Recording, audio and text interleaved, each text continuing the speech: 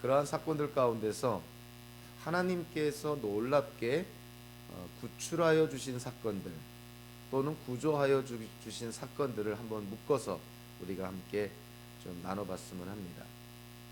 노아의 대홍수가 일어났을 때 노아와 그 식구들이 구조를 받게 되죠.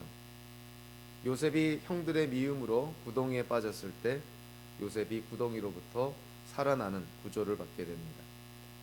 사사시대의 이스라엘은 그 주변의 강대국들에 의해서 많은 핍박을 받게 됐는데 하나님께서 사사들을 세워서 이스라엘을 구조해 줍니다. 다윗 왕은 사울 왕을 포함하여서 그의 아들 압살롬까지 수많은 대적들로부터 핍박을 받고 목숨의 어떤 위협을 받게 되는데 하나님이 다윗을 구조하여 줍니다. 요나는 큰 물고기 뱃속에서 3일 밤낮을 지내게 되는데 하나님이 요나를 구출하여 주십니다. 다니엘은 사자굴에 던져졌지만 하나님께서 다니엘을 구조해 줍니다. 바벨론에게 멸망당해서 유배당한 이스라엘 민족 70년 만에 하나님이 그들을 다시 가나안 땅으로 귀환하게 해서 유배당한 이스라엘을 하나님이 구조하여 줍니다. 대표적인 이러한 사건들 다 하나님의 그러한 역사로 특정한 개인이 또는 이스라엘이 하나님께로부터 구조를 받는 그러한 역사적인 사건들입니다. 그러나 이러한 사건들보다도 뭐니 해도 구약에 기록된 가장 대표적인 구조 또는 구출과 관련된 사건은 역시 출애굽이라는 사건이겠죠. 이스라엘이 이집트를 탈출하는 사건, 그것을 우리가 출애굽이다 이렇게 표현합니다. 그 출애굽 사건을 좀 더 자세히 기록한 성경이 바로 출애굽기라는 성경인 것이죠. 노아나 요셉이나 다윗이나 요나나 다니엘, 그리고 출애굽의 이스라엘, 사사시대의 이스라엘, 유배당한 이스라엘, 자, 이들이 다 구조를 받게 되는데 이들이 구조를 받게 될 때, 즉 구출을 받게 될 때 어떠한 전제하에서 이들이 구조나 구출을 받게 되냐면 이들이 다 하나님의 선택의 대상이었다는 것입니다. 하나님이 이들을 선택하셨고 또 하나님의 종으로 또는 하나님의 도구로 하나님의 맏아들로 어떠한 개인을 또 이스라엘 민족을 하나님이 선택해 주셨기 때문에 이들이 위기 가운데 빠졌을 때 하나님이 능력 가운데 그들을 구조하여 주는 것입니다.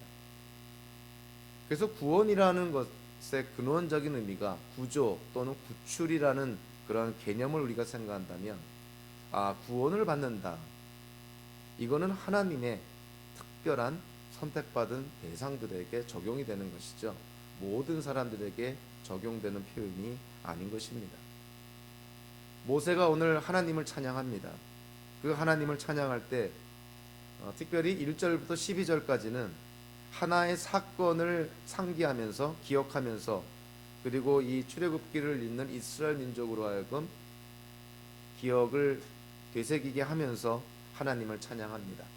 1절, 4절, 5절, 10절, 12절, 자, 여러 구절을 통해서 모세가 출애굽이라는 사건을 언급을 합니다.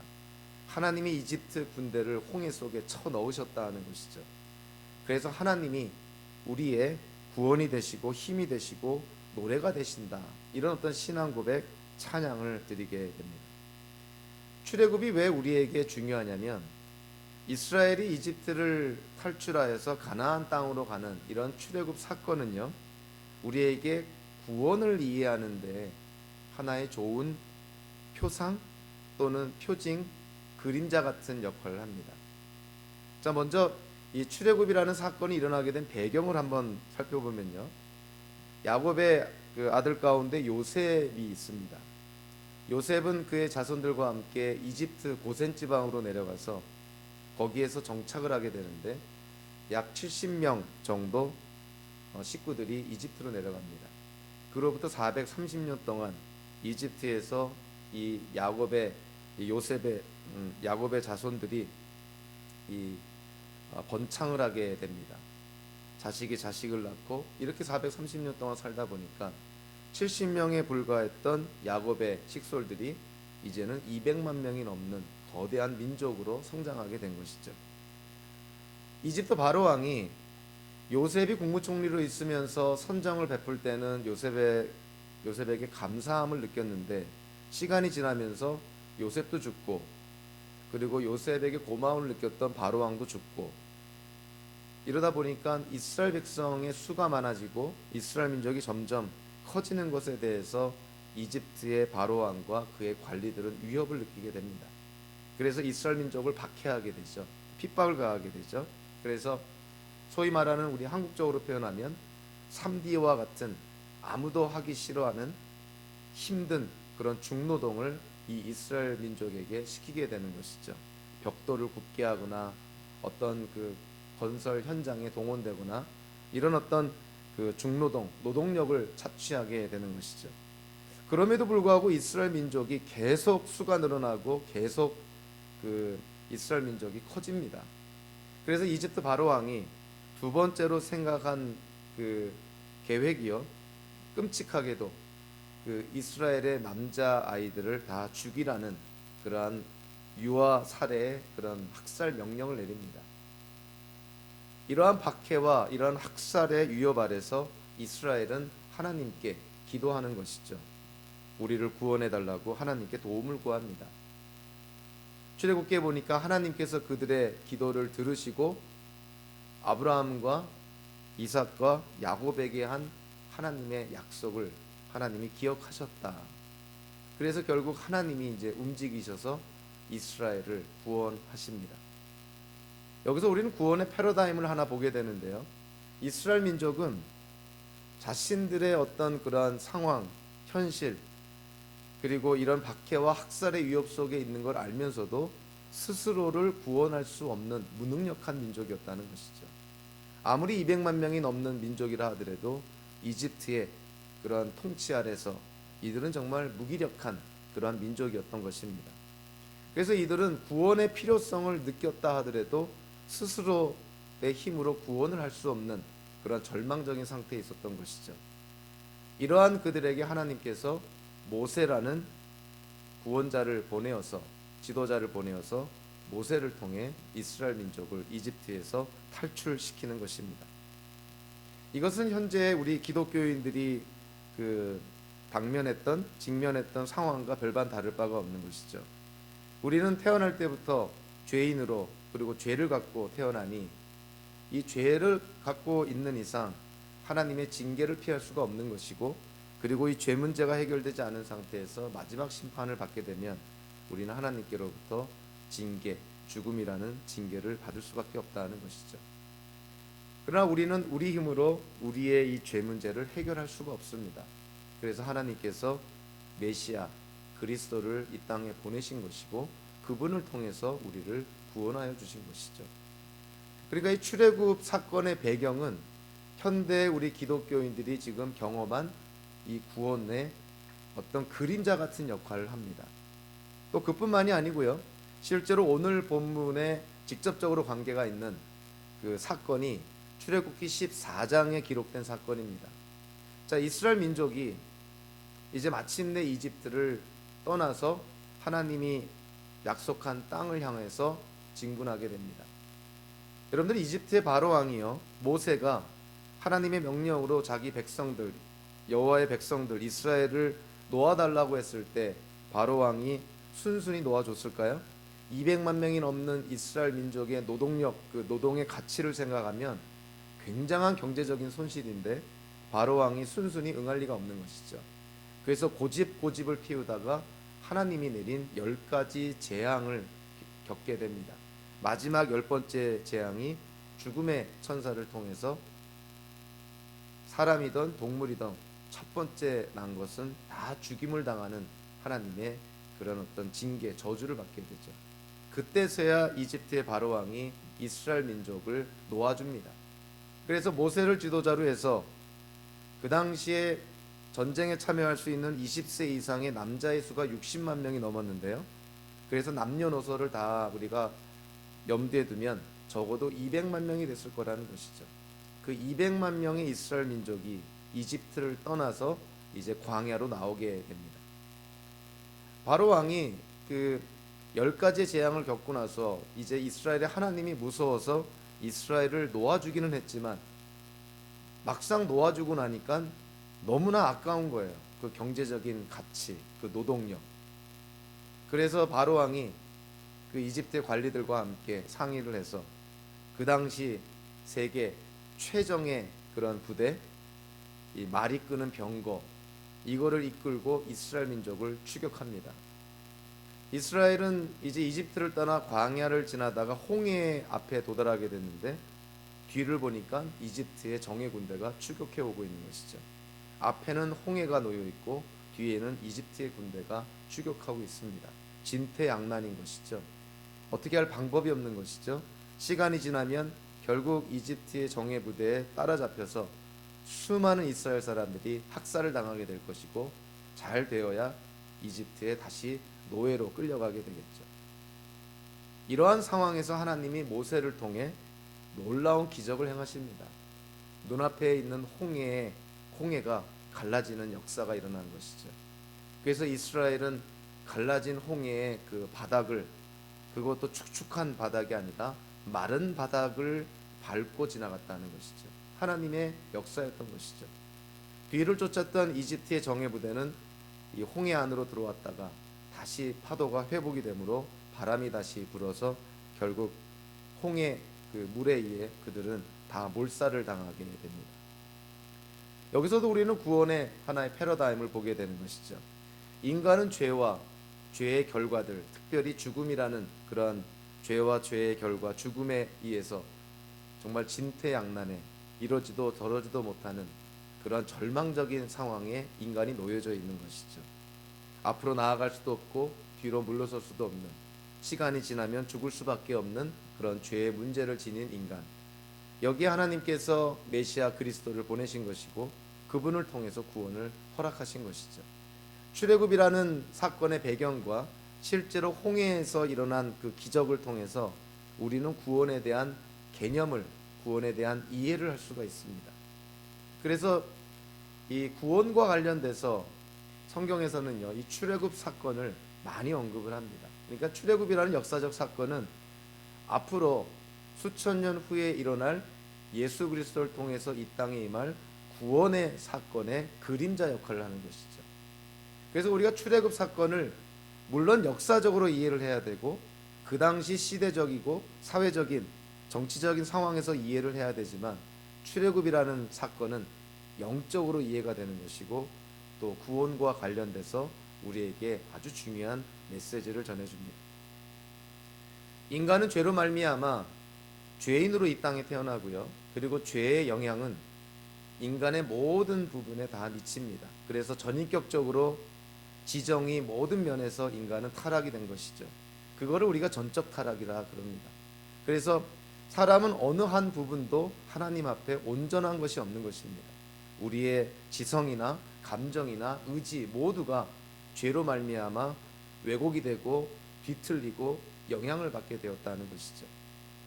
그래서 이러한 상태로 하나님 앞에 나아가다가는 결국은 하나님의 심판을 통해 그 죄의 삭신 죽음이라는 징계를 받을 수밖에 없게 되는 것이죠.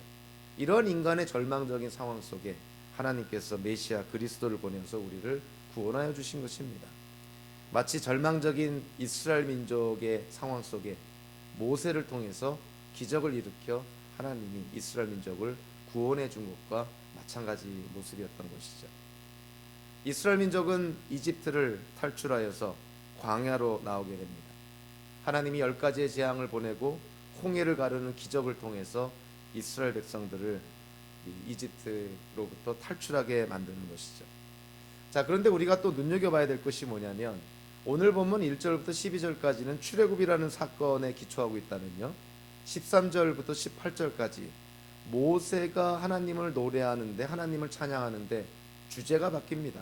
이제는 출애굽이 주제가 아니라 가나안 땅이 주제로 등장을 합니다.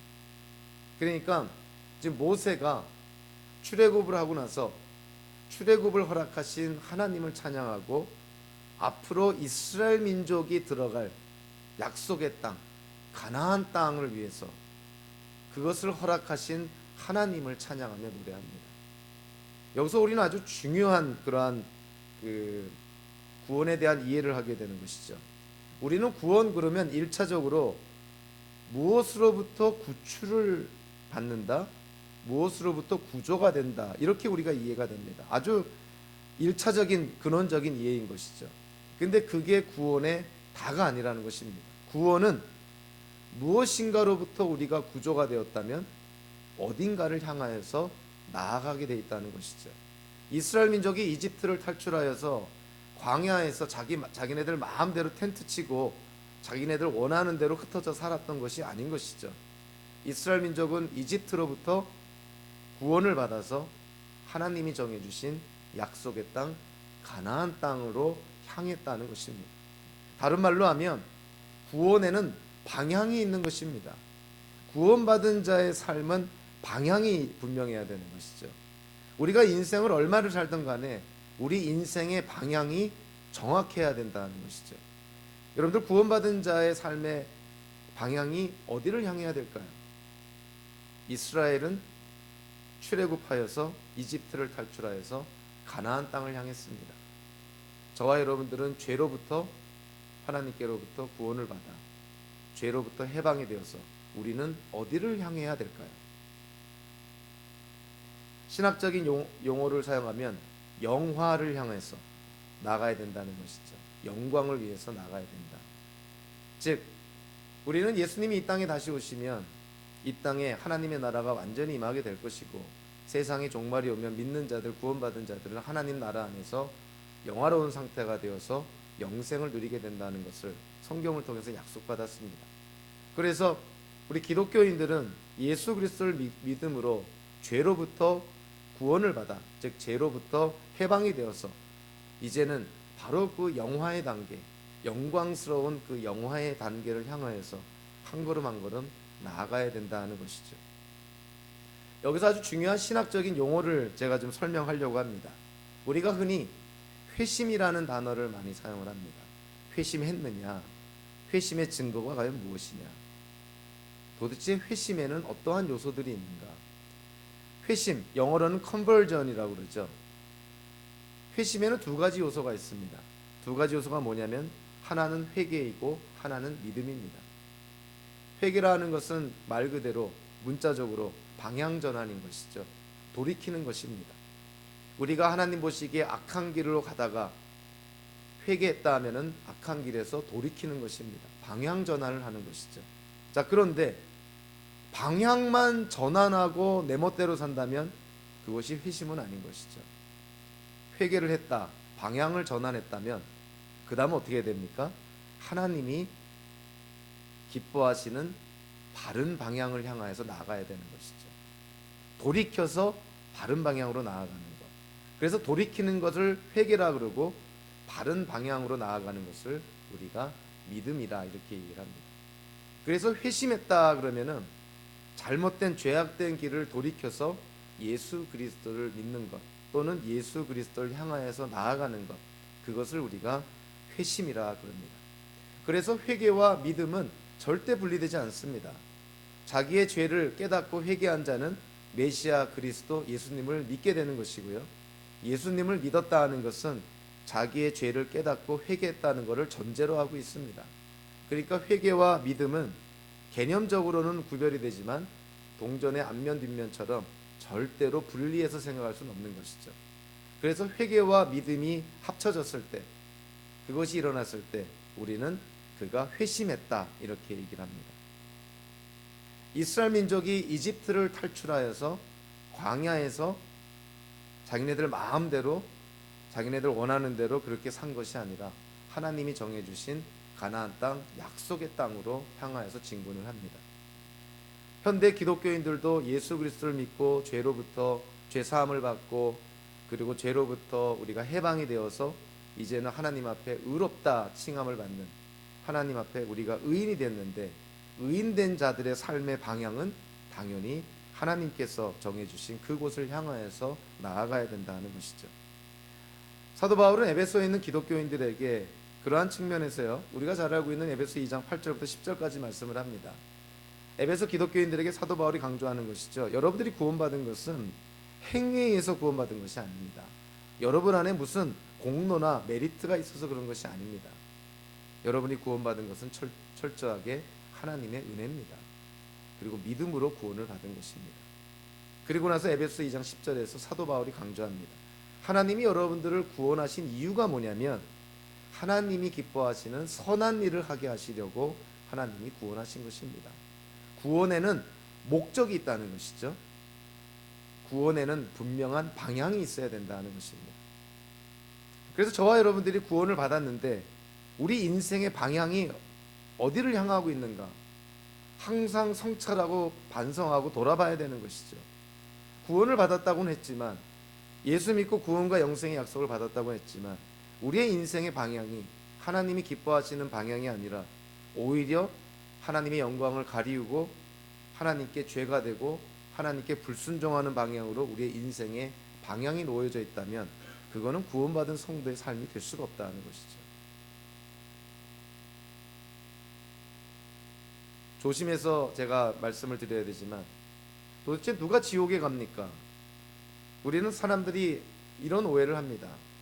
하나님을 알고 싶고 천국에 가고 싶은데도 하나님께 택함받지 못했으면 착하게 사는 사람도 다 지옥 가는 것이 아니냐. 절대 그런 일이 일어나지 않습니다. 우리의 인생의 종착지는 현재 우리가 내리는 선택들이 모여진 곳이 우리의 인생의 종착지입니다. 구원받은 성도로서 하나님의 뜻을 분별하고 성령의 인도함을 받아서 하나님의 뜻대로 하나하나 선택하며 살아갈 때 그 선택의 종착지가 하나님이 약속하신 천국이 되겠죠. 그러나 이 인생을 살아갈 때 하나님을 인정하지 않고 하나님의 뜻보다는 내 계획, 내 목적, 내가 원하는 삶을 살겠다, 하나님을 완전히 배제한 그런 인생을 살 때 그가 내리는 선택은 모든 것이 다 하나님 보시기에 옳지 않은 선택입니다. 결국 그러한 선택들이 모아졌을 때 그 인생의 종착지는 어디가 되겠습니까? 하나님의 은혜가 전혀 없는 곳이 되겠죠. 그곳을 우리가 지옥이라 그럽니다. 하나님의 은혜가 없는 것, 하나님이 역사하지 않는 것. 결국 지옥은 누가 갑니까? 인간이 선택하여서 가는 것입니다. 착하게 사는 사람을 하나님이 끄집어서 지옥불에 던져놓는 것이 아니라 내가 원하는 곳을 가는 것입니다. 하나님 없이 살겠다고 하는 사람들의 인생의 종착지가 하나님이 역사하지 않는 곳, 지옥이 되는 것이죠. 그러나 하나님을 인정하며 이 땅을 사는 사람들, 그들의 인생의 종착지는 어디겠어요? 하나님이 왕이신 천국에 들어가게 되는 것이죠.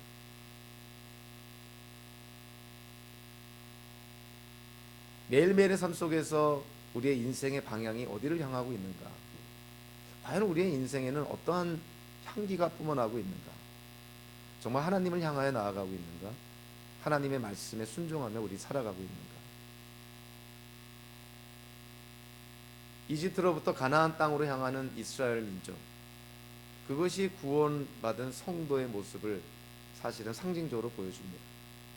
예수 믿고 죄사함 받아 의롭게 되어서 이제는 성도로 이 땅을 살아갈 때 우리는 하나님을 향하여서 나아가고 있는 것이죠. 그렇지 않다면 심각하게 자기를 돌아봐야 되는 것입니다. 구원에는 방향이 있습니다. 하나님을 향하여서 나아가야 되는 것이죠. 그런데 우리가 하나님을 향하여서 나아간다, 예수님을 바라보고 나아간다, 예수님의 삶을 담고자 노력한다, 이런 어떤 삶의 방향이 이렇게 주어졌을 때 그 방향에 맞는 그런 특징과 성격이 드러나야 됩니다. 이거를 뭐라고 표현하냐면 방향성이다 그럽니다. 방향성.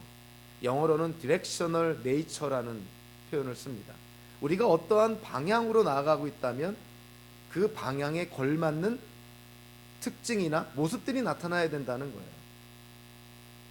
구원의 방향성. 저와 여러분들이 천국을 향하여서 나아간다, 하나님을 향하여서 나아간다, 예수님을 향하여서 나아간다고 한다면 우리의 삶에서 그러한 모습들이, 향기가 나타나야 된다는 것이죠. 우리의 삶에서 시체 썩는 그러한 악취가 풍기면서 입으로만 하나님을 향하여 나아간다, 성도로서 산다, 말이 안 되는 것이죠. 오늘 본문에서 이 모세와 미디안이 오늘 본문 1절과 21절에서 어찌 보면 오늘 이 모세의 노래, 미디안의 노래 주제라고 할 수 있죠.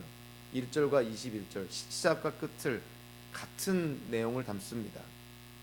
하나님께서 그 1절에 보니까 말과 기병을 바다에 쳐넣으셨다.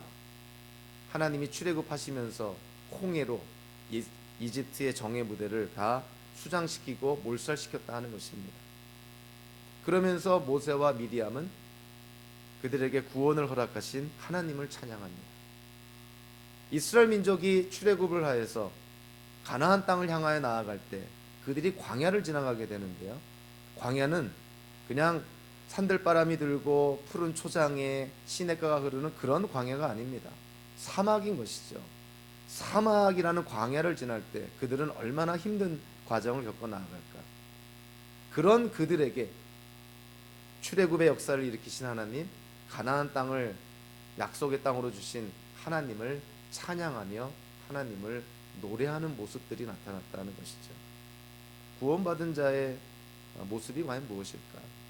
만약에 저와 여러분들의 삶 속에서 구원받은 자로서, 예수 믿고 구원을 받은 기독교인으로서 하나님을 찬양하고 하나님을 노래하고 하나님을 예배하는 모습이 없다면 구원받은 자의 모습이 될 수가 없는 것이죠. 그래서 우리가 신앙적으로 위기에 빠졌다, 영적으로 메말라진다, 우리의 심령이 건조해지고 있다, 하나님의 은혜에서 우리가 지금 멀어지고 있다. 그 대표적인 증상 중에 하나가 뭐냐면 하나님을 찬양하는 일이 없어집니다. 찬양이 안 됩니다. 우리의 입에서 하나님을 노래하는 그 찬양이 떠나가 버리는 것이죠. 그거는 굉장히 심각한 신앙의 위기인 것이죠.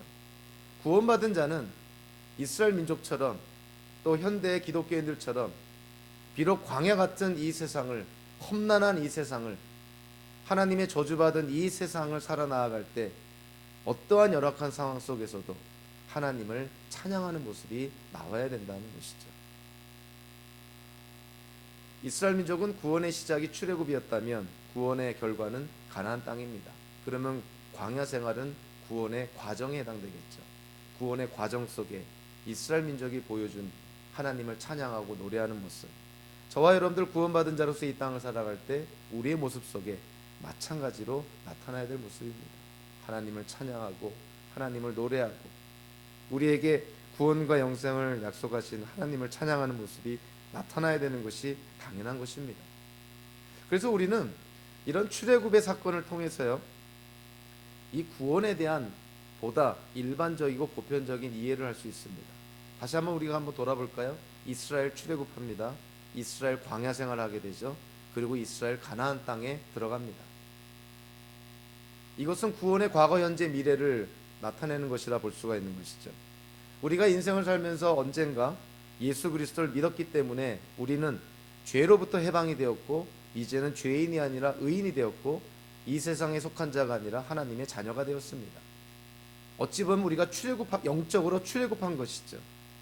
우리는 광야 같은 이 세상을 살아갑니다. 험난한 이 세상을 살아가죠.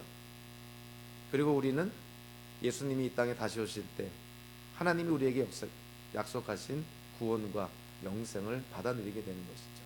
마치 이스라엘 민족이 약속의 땅 가나안 땅에 들어가는 것과 마찬가지인 것이죠.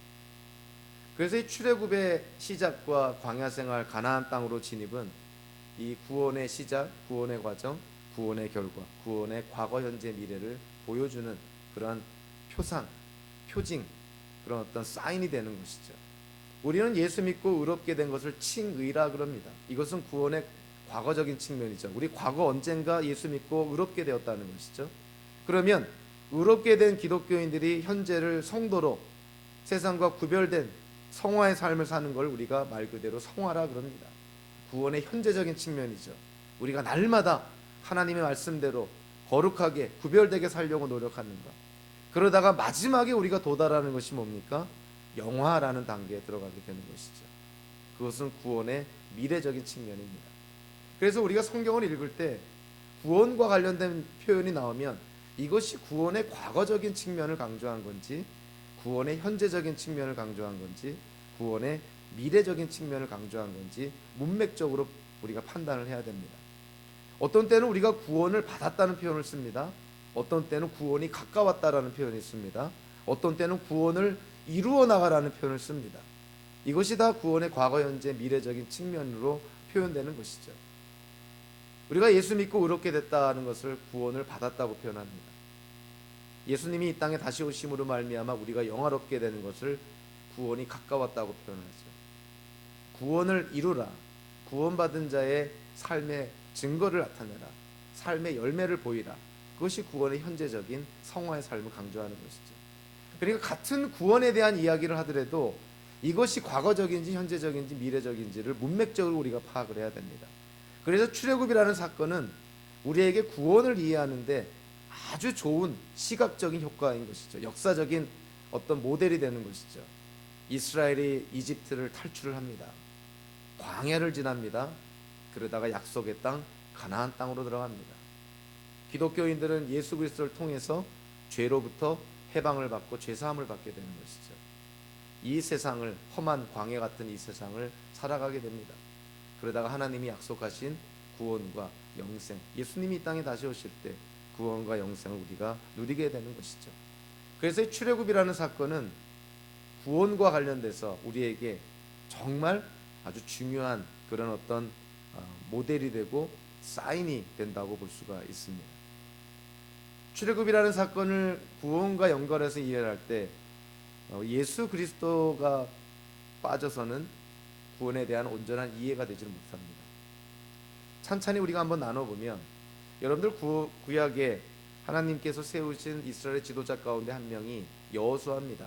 모세의 뒤를 이어서 이스라엘의 지도자가 되어서 가나안 땅에 이스라엘 민족을 이끌고 들어가 전쟁을 통해 가나안 땅을 쟁취하는데 주역을 담당했던 불패 장군 여호수아. 그 여호수아라는 히브리어 그 이름을 이렇게 분석을 하면요, 여호수아라는 단어가 두 개의 단어로 구성이 되어 있습니다. 하나는 야훼, 여호와, 주님이라는 단어고요. 또 다른 단어는 구원이라는 단어입니다. 그러니까 여호수아라는 이름에는 주님이 구원이시다, 이런 의미가 담겨져 있는 것이죠.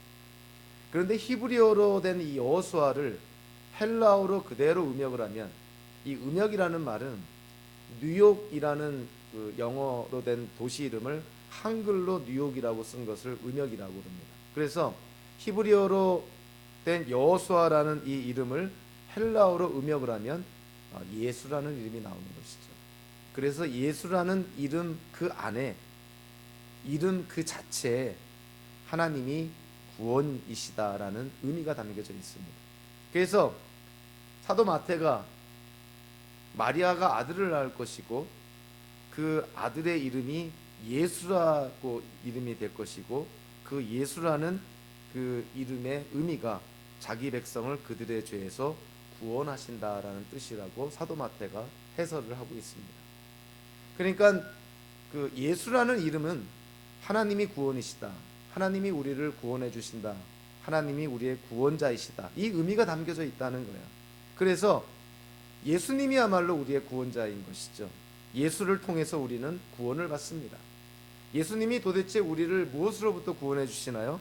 당연히 예수님은 우리를 죄로부터 구원해 주십니다. 그리고 죄의 결과로부터도 우리를 구원해 주시죠. 그리고 예수님이 우리의 징계를 대신 받으셨기 때문에 하나님의 진노로부터도 우리를 구원해 주십니다. 마지막으로 예수님은 우리를 사탄으로부터도 구원해 주십니다. 예수님이 우리의 구원이 되시니 예수 그리스도로 말미암아 우리는 구원을 받는다는 것이죠. 예수님의 공생의 기간 동안에 우리가 참 그 호기심을 갖고 그리고 자주 또 언급되고 회자되는 하나의 사건이 있습니다. 예수님이 그 12명의 그 제자들 가운데서 특별히 예수님이 사랑하는 3명의 제자가 있습니다. 베드로와 야고보와 요한, 이 3명의 제자를 데리고 예수님이 어떠한 산에 오릅니다. 근데 그 산에 올랐을 때 예수님의 모습이 바뀝니다. 영화로운 모습, 영광스러운 모습으로 바뀝니다. 그래서 그 사건을 변화산 사건으로 그렇게 표현합니다. 산의 이름이 변화산이 아니라 어떤 산에서 예수님의 모습이 그렇게 영광스럽게 바뀌었다는 것이죠. 예수님이 그 영화로운 모습으로 바뀌어지고 나서 구약의 대표적인 2명의 성도와 대화하는 장면이 묘사되어 있습니다. 특별히 누가복음 9장 30절 31절에 묘사되어 있는데요, 구약의 구원받은 성도 가운데서 영광스러운 모습으로 변화된 예수님과 대화한 두 사람. 그 사람이 누구냐면 모세와 엘리야입니다. 이 모세와 엘리야와 예수님께서 대화를 하시는 것이죠. 근데 사도 누가가 누가복음 9장 30절 31절에 보니까 그들의 대화의 내용을 기록을 합니다. 제가 한번 읽어드릴까요? 그런데 갑자기 두 사람이 나타나 예수와 더불어 말을 하고 있었다. 그들은 모세와 엘리야였다. 그들은 영광에 쌓여 나타나서 예수께서 예루살렘에서 이루실 일 곧 그의 떠나가심에 대해서 말하고 있었다. 예수님이 모세와 엘리야와 대화한 내용이 뭐냐면 예수님의 떠나가심입니다. 근데 이 떠나가심이라고 번역된 헬라어가 뭐냐면 엑소더스예요. 엑소더스가 뭡니까? 출애굽기의 영어 이름이죠. 그러니까 예수님이 지금 또 다른 출애굽을 언급하고 있다는 거예요. 자, 우리가 성경에 기록된 세계 역사 속에 출애굽이라고 얘기할 수 있는 것이 뭐냐면 물론 오늘 본문에 나오는 모세를 통해서 이스라엘이 이집트를 탈출한 것, 그것이 출애굽입니다. 자, 그리고 나중에요, 남유다가 바벨론에게 멸망을 당하고 나서 바벨론에게 70년 유배 생활을 마치고 다시 가나안 땅으로 귀환하게 되죠. 그거를 우리는 보통 제2의 출애굽이라 그럽니다. 사실은 출바벨론이죠. 바벨론으로부터 구원을 받아서 가나안 땅으로 귀환하게 되는 것이죠. 자, 그러면 예수님께서 여기서 말씀하는 출애굽은 어떻게 이해를 해야 될까요? 예수님은 여기서 어떠한 의미의 출애굽을 얘기할까요? 여기서 말하는 떠나가심, 엑소더스, 출애굽은요, 바로 예수님의 죽음을 말합니다. 십자가의 사건을 의미합니다. 예수님께서 여기서 말씀하는 이 출애굽이라는 것은 예수님이 십자가에서 죽으시고 3일 만에 부활하시는 사건을 의미합니다. 그러니까 죽음에서 생명으로 나아가는 것을 예수님이 출애굽이라고 표현한 것이죠. 그러니까 예수님이 이 땅에 오신 목적이 바로 이 출애굽을 위해서 왔노라. 이 출애굽이라는 사건이 일어나게 된다는 것이죠. 예수님이 죽으시고 3일 만에 부활하신, 즉 죽음에서 생명으로 나아가는, 마치 이스라엘 사람들이 이집트에서 종살이하다가 가나안 땅으로 나아가는, 생명의 땅, 약속의 땅으로 나아가는 것처럼 예수님은 새로운 출애굽을 우리에게 언급을 합니다. 예수님이 죽음으로 생명으로 나아간다는 것이죠. 예수님이 이런 새로운 출애굽을 언급을 하실 때 예수 그리스도를 믿는 자들이 바로 이 새로운 출애굽을 다 경험하고 겪게 된다는 것이죠. 예수 믿고 죽은 자들, 또는 예수 믿고 살아있다가 예수님의 재림을 맞이한 자들, 우리도 부활하여서 마지막 심판을 통해 하나님께로부터 영생, 생명을 받게 되는 것이죠. 출애굽이라는 사건은 단순히 이스라엘 민족에게 일어났던 하나의 역사적인 사건으로 그렇게 가볍게 볼 것이 아닙니다. 출애굽이라는 사건은 우리에게 구원을 우리에게 보여주는 그림자, 하나의 사인이라는 것이죠. 더 나아가서 예수님께서 우리에게 새로운 출애굽을 허락하시고 우리 또한 새로운 출애굽, 죽음에서 생명으로 나아가는 그런 영적이고 새로운 출애굽을 우리가 다 경험하게 된다는 것이죠. 저와 여러분들 오늘 말씀을 통해서 구원이라는 것은 정말 말 그대로 우리를 구조하고 구출하시는 거구나. 죄에 묶여있던 우리를 예수 그리스도를 통해서 우리를 구조하고 구출하신 것이구나. 그리고 우리가 구조가 되었다면, 구출을 받았다면 우리의 인생은 하나님께서 목적해 놓으신 그 목적지를 향하여서 우리는 한 걸음 한 걸음 나아가야 되는구나. 그래서 구원받은 성도가 이 땅을 살아갈 때 하나님의 뜻대로 하나님의 목적을 이루고 성취하기 위해서 궁극적으로 하나님의 영광을 위해서 살아가야 된다는 것을 우리가 꼭 기억할 필요가 있습니다. 저와 여러분들의 삶 속에서 구원받은 자의 성도의 모습이 매일매일의 삶 속에서 나타나기를 주님의 이름으로 축원합니다. 기도하겠습니다.